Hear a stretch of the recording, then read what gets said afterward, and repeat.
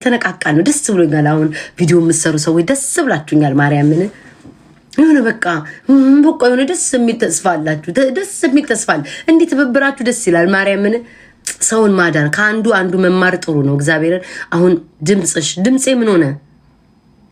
ሱቅ እዛ ቤት አውቄ ቢና እንዴነ ቤና እንትኔ ሌቭሌን ብር ታደርግና ከዛ በኋላ ጆይን ላለው ቅጥል እንዲሉ እዛኛውን ቤት ጆይን ላለው እዚኛውን ቤት ጆይን ላለው ማርያምን ኢንጆይ እያደረግኩኝ ነው። በዛም ቱስ እያልኩኝ ነው።